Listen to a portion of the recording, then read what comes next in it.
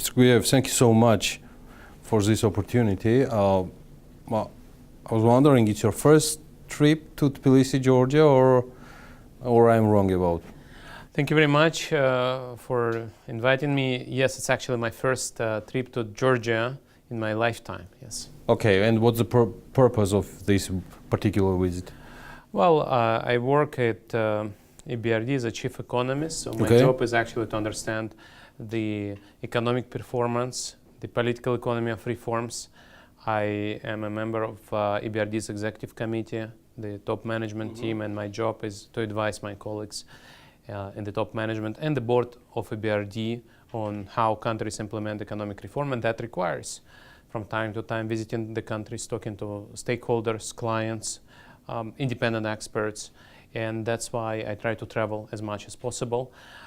In my 2.5 years as a chief economist, I've not come to Georgia. That's probably an indication that we consider Georgia doing relatively well, relative to other places where there are immediate needs to figuring out what's going on. Can we have some sort of conclusion of this intro? My third question was, how is Georgia doing in general? You mentioned about, like, in general, Georgia is doing better than other countries, but yes. So in terms of our region, Georgia is doing reasonably well. If you think about my colleagues coming to our countries of operations, my colleagues from the banking side would travel to Georgia much more often, exactly because there is much activity, many projects to discuss and develop, while my interest and the need for my visits and understanding what's going on is mostly driven by economic challenges. And Georgia, of course, can do and will do more to promote economic growth, sustainable and inclusive economic growth. But relative to countries which went through major economic distress, Georgia, of course, is doing well. If you think about your neighbors, in the last 2 or 3 years... Before our neighborhood, there is different understanding of the region. Yes, that's a good question. Yeah, geography, I mean, it's various understandings through financial institutions as well. What is Georgia compared to which region? So, we at EBRD, we have different definitions of regions. So, for us, a region would be Eastern Europe and Caucasus, which for us is Eastern neighborhood countries, Belarus, Ukraine, Moldova, Georgia, Armenia, and Azerbaijan. We also have a sub-region which is Caucasus, 3 countries, Armenia, Azerbaijan, and Georgia.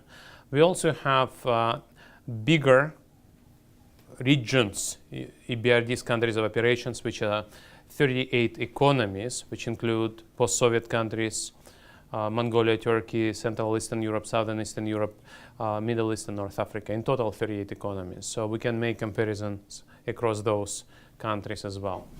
But we're talking through Eastern Partnership neighborhood, correct? In Eastern Partnership, of course, Georgia is doing reasonably well and very well, I would even say, across many dimensions. But you can also compare Georgia to all post-Soviet countries, former Soviet Union countries, and Georgia is doing very well in that respect as well. Not necessarily in terms of levels. So if you think about level of development, level of income per capita, Russia and Kazakhstan have GDP per capita roughly double of Georgian level. Correct. But in terms of growth levels and in terms of overall commitment to reform and improvement in business climate and level of attraction to foreign investors, I think we can still see that Georgia is well ahead of similar countries. How can we measure this growth in regards of inclusivity? This is like in regards of popular society is getting more and popular regarding terminology, inclusive economy, like 2 or 3 years within Georgia.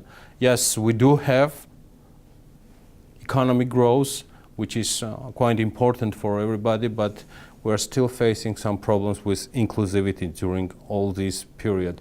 Where is the difference? Did we miss anything, Mr. Guyev? I think it's an excellent question, and my job in the bank is exactly think about those issues.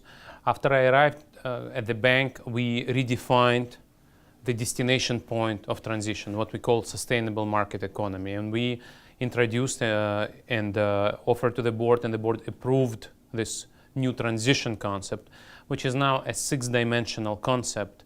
We are not just building a competitive market economy, we also are building a market economy which is well governed, inclusive, green, integrated and resilient. And inclusivity is really a key definition for us, key issue for us for defining sustainable market economy. And in 2017 we actually adopted economic inclusion strategy. Mm-hmm. My job as a chief economist is to think how to measure inclusion. And what we do in particular, we measure equality of opportunity. What is equality of opportunity? It's not equality of income or wealth. It's not equality of outcomes. It's equality of access to economic opportunity. And to put it in very simple terms, the way we look at it is we try to figure out what share of inequality, say, of income is explained by factors you cannot change. So what share of your success is determined by your parental background, your place of birth, your gender, your race, your ethnicity. And basically in our region, we do see that some countries are doing better and some are not doing well. And Georgia is actually not doing well on that dimension. As you rightly said, if you look at inequality of opportunity, a large part of Georgian inequality of income is actually explained by parental background and gender. And so there is much to do about this. Luckily, we see that the government is concerned about this, and we are looking forward to help the government to address those challenges. While I've heard that you're ready to help, it means that there are some already presented recipes how we should deal with it, correct? Or it still takes some internal, Georgia's local reality how to deal with it, as well as in other countries? In every country, solution is country specific. So there is culture, there are economic structures, there are access to markets issues. So all these issues are country specific, and yet there are common approaches. One thing which we are doing in Georgia is a substantial women in business program, when we reach out to female entrepreneurs and advise them, not just provide them with access to finance, but also advise them, mentor them, provide them with recommendations how to develop business and how to set up business. And that is a strategy which we pursue in many countries, not just in Georgia. But Georgia is one of the countries where we think that this is a very important component. As I mentioned, part of inequality of opportunity in Georgia is actually related to gender. And again, we are happy to see that our main counterpart in Georgia, Minister of Economy and Sustainable Development, Natya Turnava, actually believes that this is the right way to go. Mr. Guiriev, in the beginning of early 90s, Georgia maybe was the only country from post-Soviet region which lost about 70 to 80% of its economy. I do understand that we cannot rewrite economy history itself, but at the same time, can we challenge or face some faster steps to inclusive economy and faster growth? Well, these questions are the questions asked by every transition economy and every developing economy for that matter. And Georgia has done relatively well in the last 15 years, building more competitive, more resilient, more integrated economy. DCFTA integration with Europe is of course a big positive step forward. You have a very big dynamic market next to you, European economy. And countries that become partners of European businesses and countries that sell to European consumers have a major engine of growth and convergence. We've seen that in the previous generation of convergence. When you look at Portugal, Greece, and Spain, these countries have actually grown at a very fast rate. Whatever we think about recent crises, these countries are not comparable what they used to be just 30 years ago, 40 years ago. Now you see that Turkey, again, whatever we think about what is happening in Turkey today, a lot of convergence has happened because of customs union with the EU and foreign investment coming from the EU to Turkey. So these strategies are available, and we are happy to see that Georgia is actually picking up these strategies and trying to leverage these advantages. We, on our side, will try to help Georgia to promote this progress. Some of the solutions are about looking at inclusivity, some about developing local currency financial markets, lari-denominated financial instruments. We also think that investment in infrastructure and connectivity is very, very important because you have to have access to markets. And finally, renewable energy is a very important issue because whatever happens, climate change is a major challenge, and relying on renewable energy is the only way forward. Renewable, we do not consider hydropower, or it's all together, I mean solar and winds and things like Both.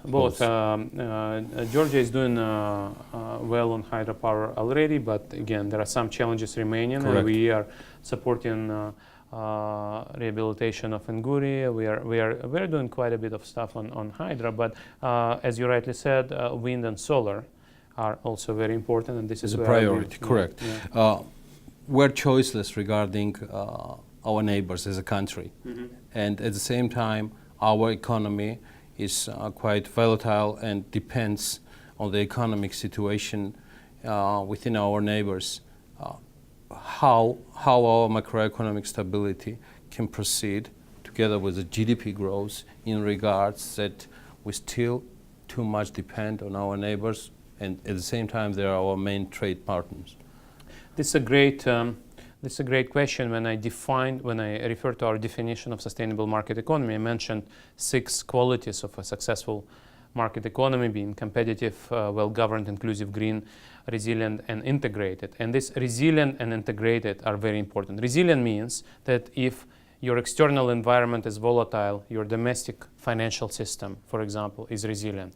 And for that, you need to develop local financial markets, and especially local currency denominated financial instruments, which is going on, and we are going to support Turkish financial development.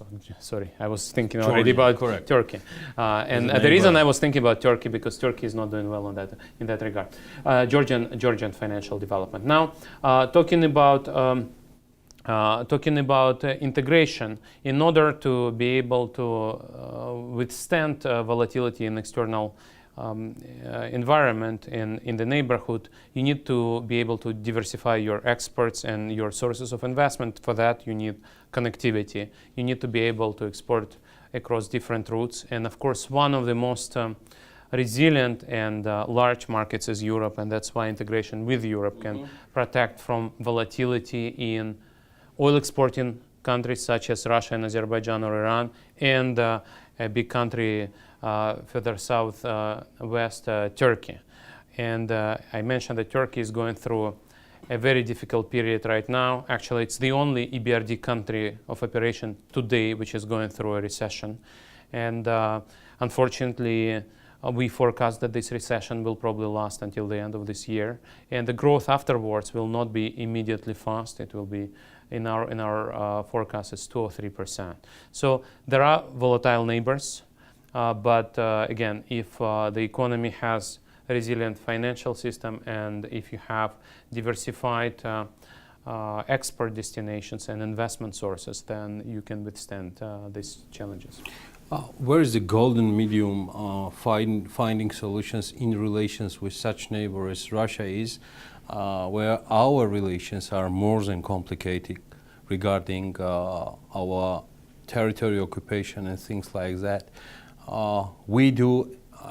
Economists, do we have any kind of solutions where economy and politics together can move forward in these regards, and how Georgia-Russia relations can be specified in these regards?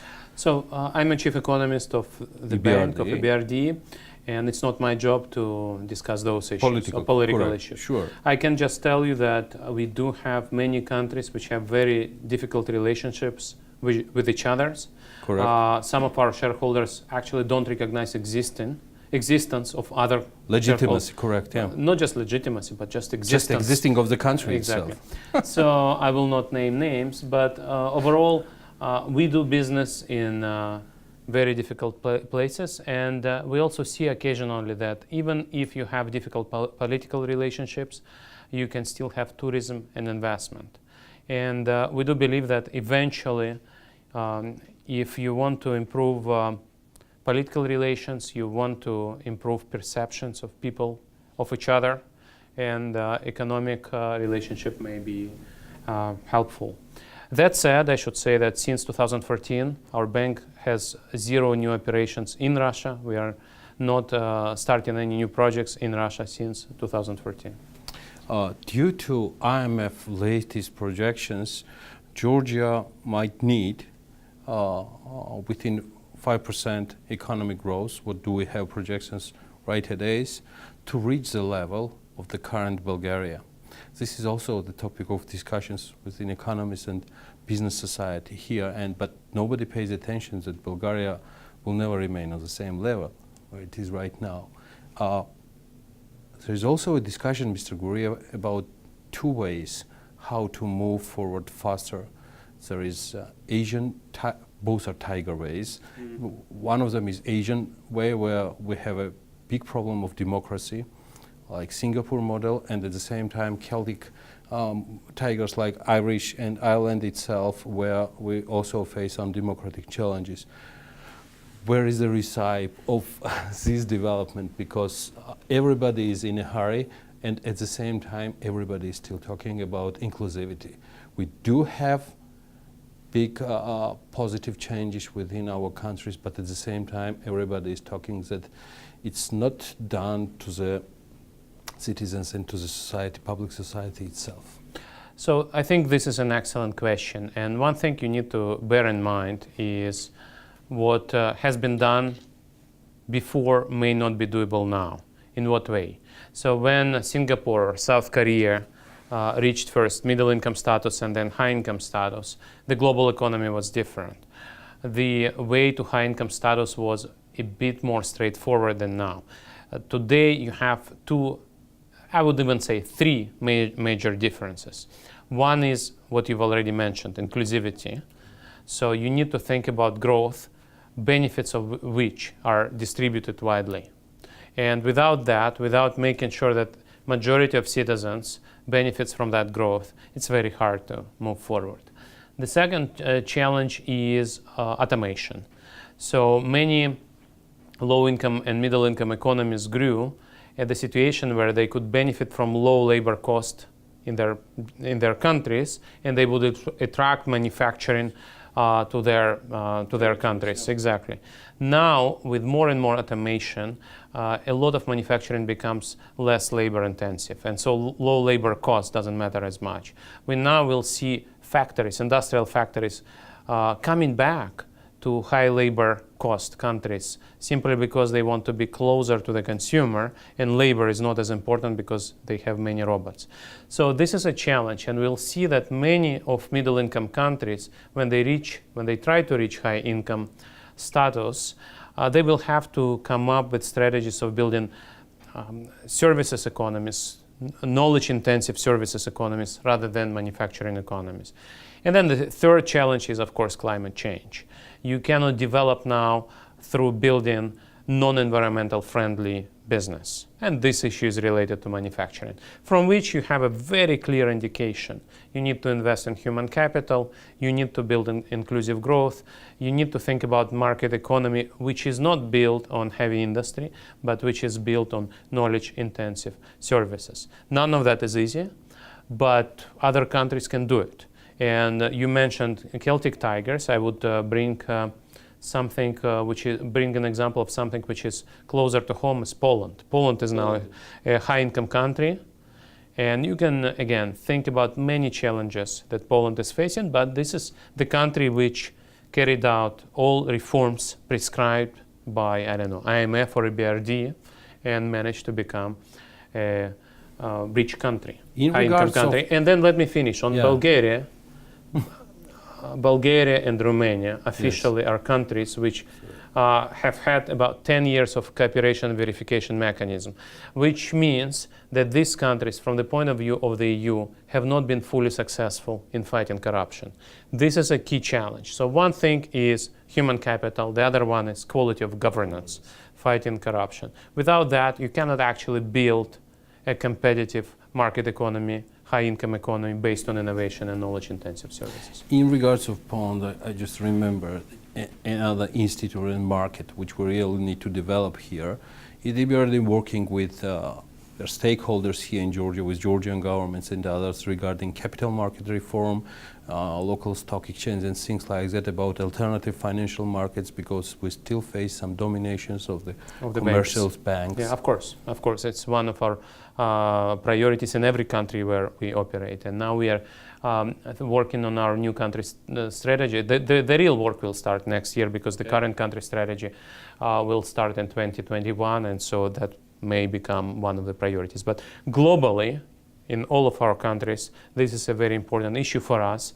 And one big issue is when you think about investment in innovation, when you think about investment in knowledge-intensive services, and when you think about investment in green economy, this is what is better done by capital markets and equity investors rather than banks. Okay. And my final question is in regards of political and economic reforms. Do you think the existing will of the economic reforms and political reforms which should be established in Georgia, because we still have the main critical point from media to Georgian government is still decision-making level. I mean, all the last years, what we're criticizing is that the drive and the speed of the reform is is on the same level as it was before.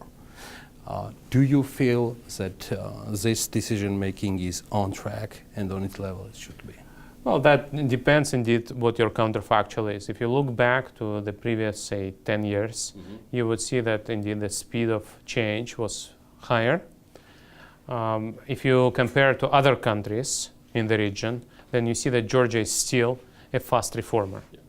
And that may be considered to be as good enough or not good enough, but that's again a question which is not for me. It's a question for Georgian voters who will decide political, yes. whether this speed of reform is good enough or not good enough. This is something that is not for me to decide. My job is to tell you, if you want faster economic growth, if you want more inclusive economic growth, this is what you need to reform in, say, human capital production sector, in education or something like this. Or this is how much you need to invest in infrastructure. And this is how you should reform your financial sector. So my job is to link the reforms and the performance and tell you, if you want to go there, this is what you need to do. I cannot tell you this is what you need to do. This is for the voters of the country to decide. Are you aware of the details of the educational reform new Prime Minister is presenting, and are you supporting regarding the details of its implementing? So this is unfortunately a question I would rather not discuss, so I still need to figure out the details. We actually tried to set up a meeting today with the government to discuss that, but because of logistical problems it didn't work. So I would rather not discuss that. I will also talk to certain stakeholders in the education sector during my visit, because I think it is a crucial sector, which is a growth driver in every economy, including the Georgian economy. As well as you have mentioned about human capital and infrastructural reforms. These are the key points and priorities right now declared from our government. Absolutely. That's why we are trying to support the government in promoting sustainable and inclusive growth. On behalf of Georgian media, thank you so much for being with us, and thank you EBRD for helping and supporting Georgian economy more than 20 years. Thank you very much for your kind words, and thank you very much for the invitation.